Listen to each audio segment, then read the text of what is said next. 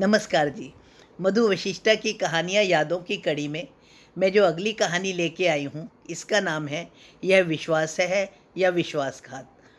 पसंद आने पर कृपया इसे लाइक और सब्सक्राइब ज़रूर करें, इससे मेरा मनोबल बढ़ता है। धन्यवाद।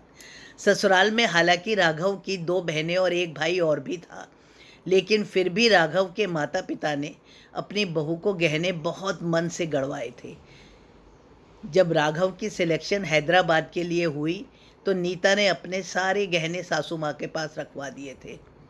उसके कमरे का बहुत सारा सामान जो कि वह हैदराबाद में नहीं ले जा सकती थी, उसने आगरा में ही छोड़ दिया था। यूं भी उसकी सारी रिश्तेदारी आगरा में ही थी, इसलिए गहनों की ज़रूरत तो विवाह शादी में आगरा में ही पड़ती थी। सासू माँ ने सब बच्चों की शादी में गहने बराबर मात्रा में ही दिए थे। जब भी कभी नीता आगरा आती तो वह अपने ही गहने पहनती थी। अपनी दोनों बेटियों के होने के समय भी नीता जब आगरा आई थी तो उसने दोनों नंदों को सासू माँ के कहने पर अपने घर से आए गहनों में से काफ़ी सामान दोनों बार खुशी खुशी गिफ्ट करे थे, क्योंकि सासू माँ का कहना था, जब तुम लड़की और लड़के में फ़र्क ही नहीं करती तो बहनों को उपहार देने में फ़र्क कैसा। हवन के समय उसने बहुत सारे गहने पहने भी हुए थे। मायके में आए गहनों को उपहार में देने का कारण सिर्फ यह था कि उसकी सासू माँ ने उससे कहा, तुम्हारे ससुराल के गहने तो बहुत भारी हैं, उन्हें अपने और अपनी लड़कियों के लिए संभाल कर रख लो।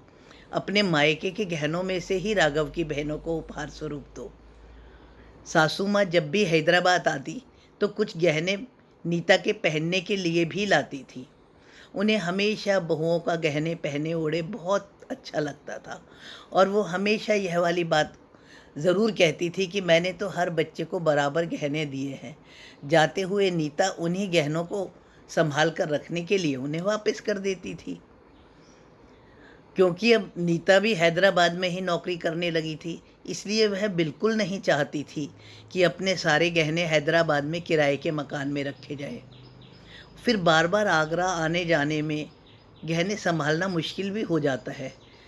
एक तो हैदराबाद में नए सिरे से घर बसाना था, क्योंकि उसकी शादी का भी लगभग सारा सामान उसके ससुराल के कमरे में ही रखा था। ऊपर से दोनों बेटियों का पढ़ाई लिखाई का खर्च भी बढ़ता जा रहा था, इसलिए नीता अक्सर कोई भी नया गहना खरीदती ही नहीं थी। उसके ख्याल से सासू माँ के पास रखे उसके गहने बहुत हैं। अंततः सारे पैसे ज़रूरतों पर ही खर्च होते थे। उन्होंने हैदराबाद में लोन लेकर एक फ्लैट भी खरीद लिया था। अब उसकी दोनों बेटियां भी बड़ी हो रही थीं। ससुराल में उसके देवर के विवाह के अवसर पर भी सासू माँ ने उसी अनुपात में गहने उसकी देवरानी के लिए भी बनवाए थे।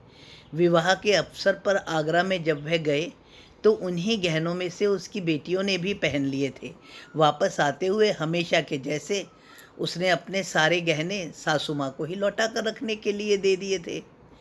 अब बेटियों के बड़े होने के साथ साथ घर का खर्च भी इतना बढ़ गया था कि अब वह चाहकर भी नए गहने नहीं बनवा सकती थी, लेकिन उसे इतनी ज़रूरत भी महसूस नहीं होती थी, क्योंकि अब के आते हुए वह अपने मायके से मिले हुए हल्के गहनों में से पतली चेन, अंगूठी और छोटे छोटे कान के टॉप्स अपनी बेटियों के लिए भी ले आई थी। राघव जिस कंपनी में काम करता था, अब कोरोना के कारण वह लगभग बंद होने की कगार पर ही थी, इसलिए राघव ने अपना खुद का काम भी शुरू कर लिया था। मकान की किस्तें भी जा रही थी और राघव को अपना काम बढ़ाने के लिए भी पैसों की भी आवश्यकता थी। तो नीता ने सोचा, क्यों ना वह अपने गहने लाकर हैदराबाद की गोल्ड पर लोन देने वाली कंपनी से लोन ले ले। लोन तो वह चुका ही देंगे जब राघव की पेमेंट आएगी। घर खर्च तो उसके हैदराबाद में लगी नौकरी से ही चल जाएगा। अब बच्चियां भी बड़ी हो रही थी और अब उनका अपना घर भी था।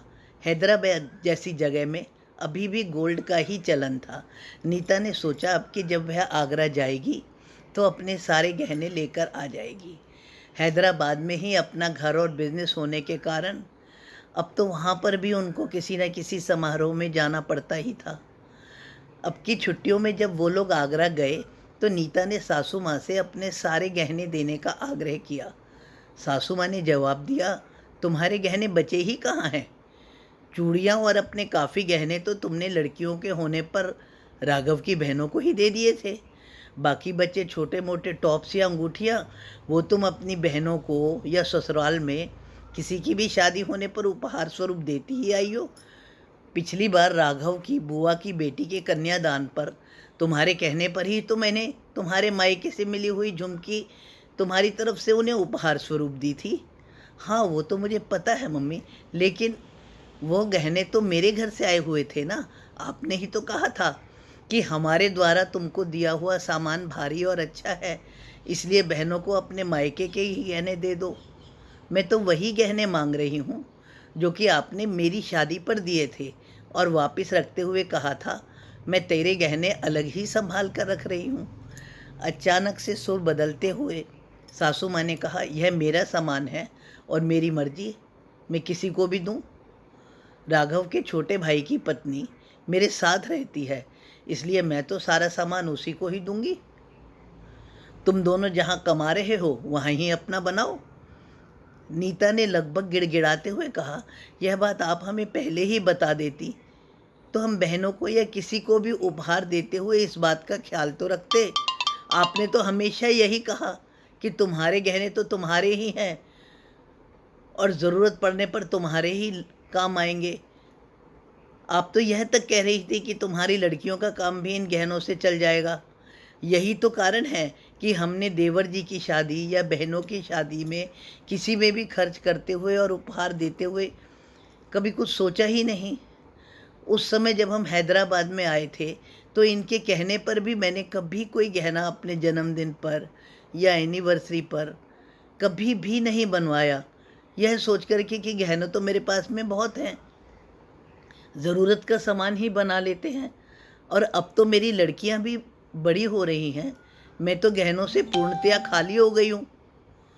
अब तो बढ़ते खर्चों के साथ गहने गढ़वाना बहुत ही मुश्किल है। बच्चियों का भी खर्चा है, अलग रहने पर सारा सामान हमने नया ही खरीदा है। आपके बेटे को भी अपना काम आगे बढ़ाना है, उन्हें भी पैसों की ज़रूरत है। उधर से सासू माँ का गुस्से में भरा करारा जवाब आया, क्या इस घर के प्रति कोई तुम्हारी जिम्मेदारी नहीं थी? कोई एहसान किया है क्या? अगर तुमने 4 गहने अपनी नंदों को दे भी दिए तो क्या फ़र्क पड़ता है? वहाँ तुम 2 जने कमा रहे हो और नज़र इन गहनों पर रखे हुए हो। अपने घर की जिम्मेदारी अपने आप संभालो। राघव और नीता हैरान थे और साथ ही परेशान भी। माता से बहस करना उनके संस्कारों में नहीं था। दोनों अपने बच्चों को लेकर वापस हैदराबाद ही आ गए और अब आगे के खर्चे और अपने जीवन के विषय में सोच रहे थे। दोनों एकदम चुप बैठे थे। शायद उनकी समझ में नहीं आ रहा था कि उनसे गलती हुई कहाँ है। माता पिता पर विश्वास करके, घर से दूर होकर मेहनत करके, या फिर घर में सबको अपना समझकर। खैर, कारण कुछ भी रहा हो, नीता ने आकर अपनी दोनों बेटियों के सर पर हाथ रखा और अपने फैले हुए घर को भरा मन लेकर संवारने में जुट गई। धन्यवाद।